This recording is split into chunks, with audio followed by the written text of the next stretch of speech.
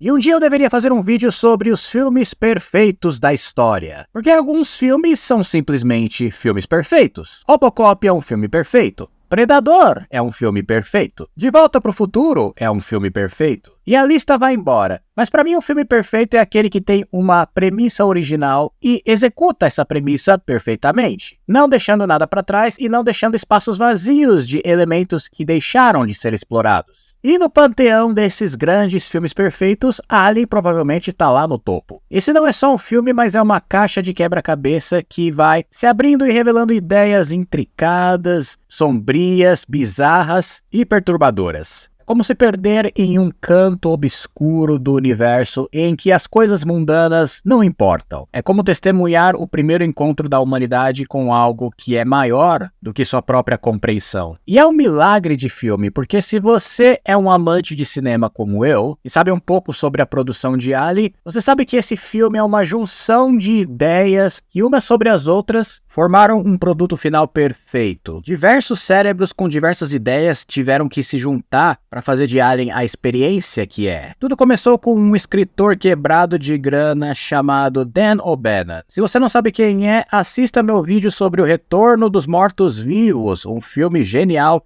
escrito e dirigido por ele. Mas nos anos 70 ele foi contratado para trabalhar na produção de design da primeira adaptação do que seria Duna. Uma versão de Duna que seria dirigida pelo grande e insano diretor Alejandro Jodorowsky. E se você não conhece nada sobre a história de produção dessa versão de Duna, por favor, dá uma procurada ou veja qualquer documentário sobre, porque é uma história fascinante por si só. Mas quando essa produção foi cancelada, Dan O'Bannon se viu quebrado e tendo que voltar para a América, porque ele estava em Paris trabalhando com o Jodorowsky. Sem dinheiro e sem moradia, ele acabou indo morar com um amigo produtor dele chamado Ronald Shusett, que na época era um produtor de teatro, mas ele tinha os direitos de filme de outra história chamada Total Recall, ou O Vingador do Futuro. Os dois homens concordaram em trabalhar na história do Vingador do Futuro, mas eles sabiam também que o orçamento dessa produção seria muito caro e seria muito difícil de fazê-la por enquanto. Já que ele estava precisando de grana rápido, e quem de nós não, ele decidiu colocar outra ideia no papel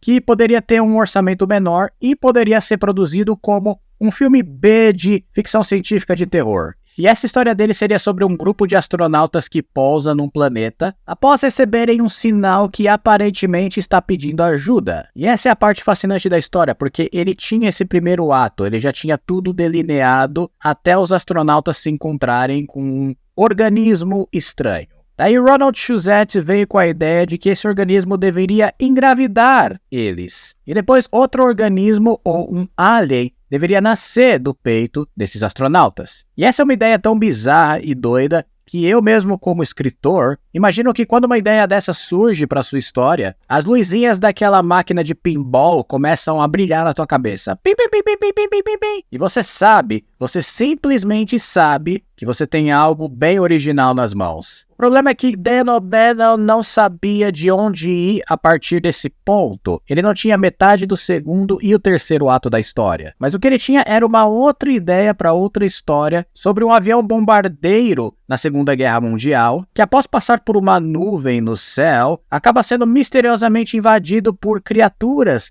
que entram no avião e matam alguns passageiros, com o resto dos soldados sobreviventes tendo que fechar seções da aeronave para poder escapar das criaturas progressivamente. E esses monstros eram gremlins, mas não os gremlins que você está pensando. Gremlins, as famosas criaturas que destroem maquinário. Então, pensando nessa ideia, ele decidiu incorporar algumas ideias nessa segunda parte de Alien, fazendo esse segundo e terceiro ato ser inteiro sobre a criatura caçando os passageiros da nave. E é isso que eu quero dizer sobre junção de ideias, quando você mistura esses elementos para criar algo único. Isso em conjunto com a direção de Ridley Scott e também o design de criatura de H.R. Giger, você tem essa explosão de roteiro, design, clima, história, e isso sem mencionar outros detalhes como trilha sonora e, é claro, o elenco. Os atores e suas caracterizações são cruciais para a coisa toda. E para um filme que começou com a modéstia de ser apenas um filme de ficção científica de terror B, por conseguir as pessoas certas na hora certa, e essas ideias se mixarem, esse filme acabou virando o que as pessoas chamam de,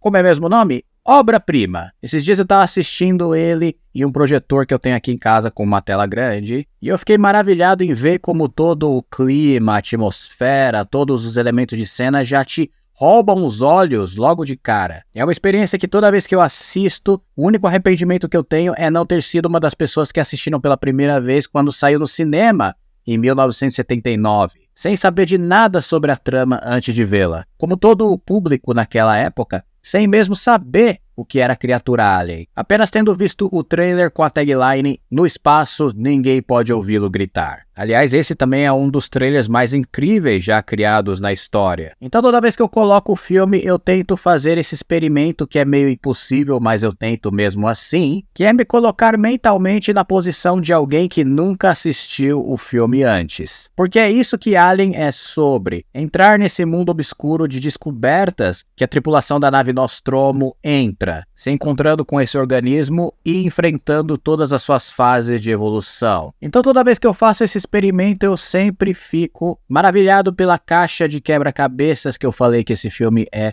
no começo. Do momento que a tripulação pousa em LV-426 até encontrarem a nave abandonada alienígena com o Space Jockey, o piloto alienígena dentro, com todo o mistério do peito explodido dele de dentro para fora, até toda a descoberta dos ovos com facehuggers, depois tem os chest bursters. Vamos analisar todos esses elementos um por um. Então assistir esse filme em um projetor, como eu disse, você não consegue deixar de ficar hipnotizado pela magnitude do maquinário dentro da Nostromo. Sabe, as portas, os corredores, os tubos, os cabos, os metais enferrujados, os objetos de cena, até os menores detalhes, tipo os avisos nas portas, tudo isso trabalha para fazer esse lugar parecer realmente funcional. Sem falar que você tem tantas seções de ambientes diferentes dentro da nave que realmente fica parecendo um lugar vivido, que foi usado e reusado por muitas tripulações durante anos. Essa tripulação atual da Nostromo é apenas uma tripulação comum que está usando a nave no momento. Os famosos caminhoneiros do espaço. E nós somos apresentados a eles nessa cena fantástica que é totalmente etérea, tão pura e calma. E esse é um elemento que percorre o filme inteiro, esse senso de algo puro. Porque nós temos basicamente 7 personagens e é isso. E nós vamos conhecendo eles através de suas ações durante as circunstâncias. Nós não temos essas cenas longas de exposição no começo que nos mostram quem eles são. E nesse contexto fica parecendo que nós somos partes dessa tripulação durante os eventos. E isso que torna toda a coisa bem pura, porque toda vez que perdemos um deles, é bem impactante. Você fica com esse sentimento de perda, porque são apenas 7 deles. E essa é a pureza da história, essa questão que a gente está com eles, a história inteira dentro dessa nave. E falando em história, ela passa por várias fases, começando por ser um filme de exploração, que em conceito já torna a coisa toda bastante intrigante, já nos trazendo um mistério que vai impulsionar a plot inteira. E para mim o encontro dos astronautas com o Space Jockey dentro da nave abandonada já é um dos melhores momentos do filme, porque toda vez que eu vejo essa cena com a câmera se abrindo e revelando pouco a pouco a magnitude dessa criatura gigantesca, é tão impactante, é tão...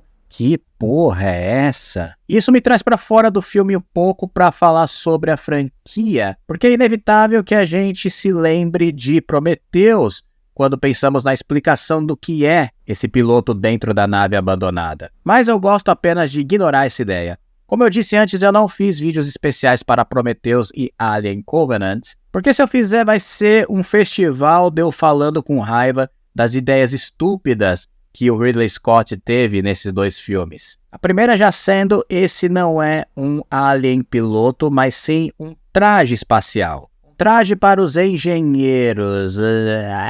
E eu digo, tô nem aí. Olha para isso. Isso não é um traje espacial. Isso é um alien fossilizado inteiro que ficou grudado na cadeira. Foi essa a intenção dos criadores no primeiro filme. E nunca foi necessário saber quem ele é, porque não importa. O que importa é que ele é uma ferramenta da plot para nos dar uma ideia do que vai acontecer com os personagens humanos no futuro, principalmente em relação ao peito estourado dele. É como a Guerra do Futuro de O Exterminador do Futuro. Aquela realidade é apenas um elemento de fundo para contar a história principal nos tempos presentes. É só isso, nada mais. E aqui em Alien eu sempre gosto de ver a história pelo ponto de vista que essa é a primeira vez que a humanidade se encontra com a criatura xenomorfo. A primeira vez que a humanidade já tropeçou em algo maior que eles próprios. E essa cena por si só, da nave abandonada e do Space Jockey, já nos dá essa sensação. É isso, eu não preciso de nenhuma explicação. Chegando ao ponto de que se qualquer humano tentar explicar o que é tudo isso, vai acabar sendo algo longo, chato e desapontador. Que é exatamente o que Prometheus é. Então o mistério de ver algo tão incompreensível que é esse Space Jockey, uma criatura tão gótica, sombria, um exagero de design no bom sentido, pelo Giger, já nos dá a sensação de nós somos tão pequenos e estamos tão perdidos nesse canto do universo. E aí temos toda a evolução da criatura por si só, saindo do ovo, indo para o facehugger, até o chest burster. Então vamos falar da minha cena favorita desse filme, a cena que convenceu os estúdios a comprar esse projeto dos roteiristas. O nascimento da criatura alien no peito de Kane. Provavelmente uma das cenas mais bem dirigidas da história, na minha opinião. E eu não tô falando isso só porque eu adoro o filme. Do começo dessa cena com o jantar, de maneira casual, com todo mundo feliz pelo retorno de Kane, aparentemente bem saudável, até o momento que as coisas começam a dar ruim. E a edição da cena é muito inteligente em mostrar todas as reações individuais dos personagens, progredindo gradualmente de, meu Deus, vamos ajudar esse cara porque ele tá passando muito mal, para a extrema confusão de não saber o que diabo tá acontecendo, até o choque de ver algo que é igualmente traumatizante e incompreensível. É o que faz essa cena ser triunfante em termos de terror. Essa cena é incrível em todos os sentidos, a atuação, a edição, os efeitos especiais, é claro, tanto que no resto do filme, mesmo eu adorando tudo que acontece, ele nunca mais chega nesse pico de choque e surpresa até o final. Porque esse é o ponto alto, é sobre isso que o filme é. Se imagine vendo essa cena pela primeira vez em um cinema no ano de 1979. Aliás, se algum de vocês assistiu o filme na época, por favor, não deixe de comentar e me falar a experiência que foi. Porque com a mentalidade de uma plateia que não sabe o que é o Alien ainda antes dessa cena, após ela o jogo muda completamente. Agora é uma jornada bem traumática e sombria. E é exatamente isso que Ridley Scott queria que o filme fosse na época, quando eu coloquei o título de O Massacre da Serra Elétrica do Espaço. Essa era a intenção dele, porque ele amou aquele filme tanto, o clássico Massacre da Serra Elétrica de 1974, que era exatamente isso que ele queria reproduzir aqui, só que no espaço. Aliás, o primeiro Massacre realmente é outro exemplo de filme perfeito, que executa sua premissa perfeitamente e manda todo mundo para casa traumatizado. E se compararmos as experiências dos dois filmes, Alien tem um trabalho muito mais difícil, porque todo mundo pode se identificar mais com uma viagem de estrada que dá bem ruim, mas ser um astronauta no espaço, sendo perseguido por um alien assassino, é muito mais difícil de trazer para nossa realidade. Mas mesmo assim, o filme consegue trazer toda a tensão e medo de uma situação como essa. É claro que isso é totalmente conectado com o elenco e os personagens. Isso que eu acho irônico sobre essa questão do filme, porque existe o argumento de que você tem que gostar dos personagens para se importar com eles em um filme como esse. Mas eu acho que em Alien aqui o exemplo é o oposto, porque você não se identifica exatamente com esses personagens, nenhum deles é realmente carismático. Na verdade, eles são o que eu chamo de compreensíveis. Eles agem realisticamente de acordo com a situação, e isso faz com que a gente se sinta parte da tripulação. Claro que tem os personagens Parker e Brett, que são bem engraçados, principalmente o Parker, que é um ator chamado Yaphet Kotto, e ele tem as frases mais engraçadas do filme. Eu poderia escutar esse cara falando o dia inteiro em um filme, que ele é muito bom. Eu gosto principalmente da cena em que o Ash e o Dallas estão analisando o facehugger na cara do Kane, e lá de fora os outros estão assistindo a análise enquanto o Parker fica gritando: "Por que vocês não congelam ele? Congelam ele!" E não para de falar isso. E eu acho que ele tinha razão, se tivessem congelado o Kane, talvez eles não teriam tanto problema com a criatura, mas Mas a ideia é que todos esses personagens são operários e eles têm que aguentar uns aos outros mais do que eles gostam mesmo um dos outros. Eles estão cansados, entediados, querem ir embora para casa logo. É o que todos nós trabalhadores da vida queremos. E é por isso que cada um desses personagens servem os seus propósitos de maneira perfeita. Lambert é a mulher que fica chorando toda hora, se desespera com tudo, mas ela também é os olhos do público nessa situação. Parker e Brett são os maiores exemplos do blue collar, ou seja, dos trabalhadores operários da nave, apesar que todo mundo ali é blue collar também. O Kane tá ali só pra ser engravidado mesmo, então a gente não tem muito tempo de saber quem ele é. O Ash é o elemento coringa da trama porque ele tem mais a ver com o lore em volta de toda a missão, porque ele é o maior representante da corporação e seus objetivos sinistros, principalmente pelo fato dele não ser humano. E aí nós temos o casal principal que, quando todo mundo entra no cinema para ver o filme, acha que eles serão os protagonistas e sobreviventes da trama. Que talvez seja o elemento mais fascinante porque os dois combinam. Existe uma tensão romântica, mas ao mesmo tempo de conflito de personalidades entre Ripley e Dallas. Dallas é o capitão meio rebelde que, para fazer o trabalho logo, ele é capaz de burlar algumas leis. Isso sempre cai na característica de um líder, de um herói de um filme. E a Ripley é o contraposto dele porque ela está sempre seguindo as leis, à risca e tentando ser a consciência dele. Então é praticamente um casal perfeito até que o filme puxa o tapete de nós, matando o Dallas naquela cena dos tubos de maneira bem chocante e jogando todo o protagonismo no colo da Ripley. Mais uma ideia genial de roteiro e que, se você prestar atenção desde o começo do filme, você vai ver como a Sigourney Weaver está ótima nesse papel. Desde o começo, mesmo sendo um personagem mais singelo e discreto, que não aparenta ser a protagonista de toda a história, os olhares dela, as reações aos eventos que ocorrem, são sempre muito bem atenuados, construindo essa personagem até ela tomar o protagonismo. É uma atuação fascinante, sem falar que a Sigourney Weaver também é gloriosa. Que mulher linda, inclusive eu acho que ela fez muitos homens se apaixonar logo de cara na primeira vez que eles assistiram a Alien na época. E é uma beleza atraente porque ela é bastante complementada pela força dela em cena. Inclusive a Ripley tem esse negócio na série toda que ela sempre agarra alguém pelo colarinho e joga contra a parede em todos os filmes. No primeiro ela faz isso com o Ash, no segundo com o Burke. No terceiro ela tenta fazer isso com o Dillon, mas na verdade o Dillon joga ela contra a parede porque ela já tá muito frágil.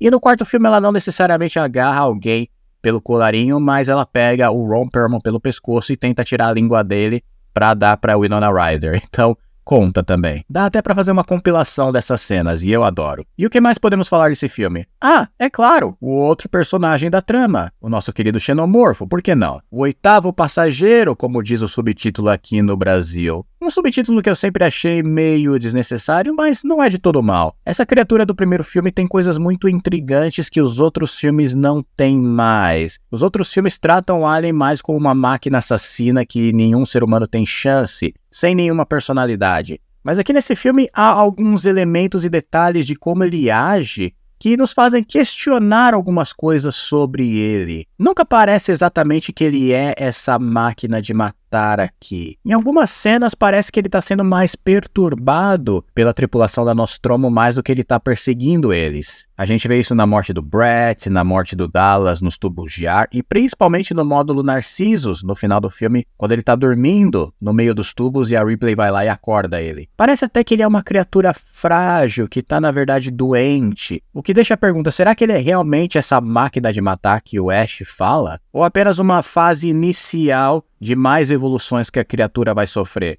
Porque a gente não teve tempo de ver se ele sofreria mais evoluções em sua anatomia com o passar do tempo. Eu acho que isso é algo que os próximos roteiristas poderiam explorar nas continuações. O que mais pode surgir desse xenomorfo em termos de evolução? Mas anyway, isso é um trabalho para eles. De qualquer forma, sempre me parece que o Alien tá querendo mais ficar de boa ou se esconder em algum canto da nave. E quando ele é perturbado, aí ele entra no modo instintivo de matar o seu inimigo. Mas isso é mais uma teoria minha, não é algo que os roteiristas ou criadores falam sobre, e é isso que torna a coisa ainda mais intrigante, ou seja, esse filme é uma caixa de quebra-cabeças, como eu falei, ele vai fazendo você pensar sobre as coisas. E é isso, esse é Alien de 1979, um filme que sempre que eu assisto eu me sinto sortudo por ter ele aqui na minha coleção, é um dos meus filmes favoritos dessa vida, e com esse vídeo a gente termina essa série de falar da cronologia original de Alien que eu sempre quis falar aqui no canal, ufa! Mas antes de ir embora, deixa eu falar rapidinho sobre um curta animado que eu meio que tropecei aqui no YouTube,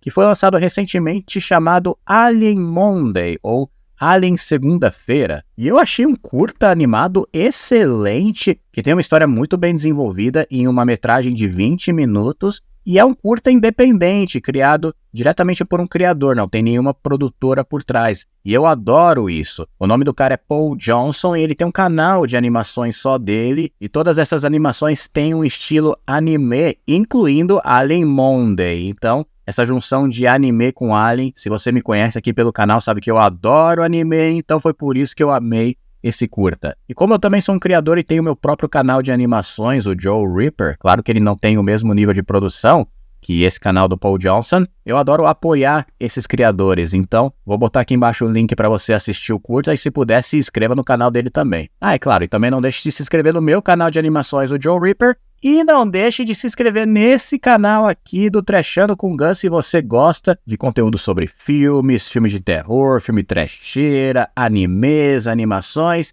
Esse é o canal certo para você, beleza? E eu vou ficando por aqui. Muito obrigado novamente se você assistiu até o final. Até a próxima trecheira e tchau, tchau!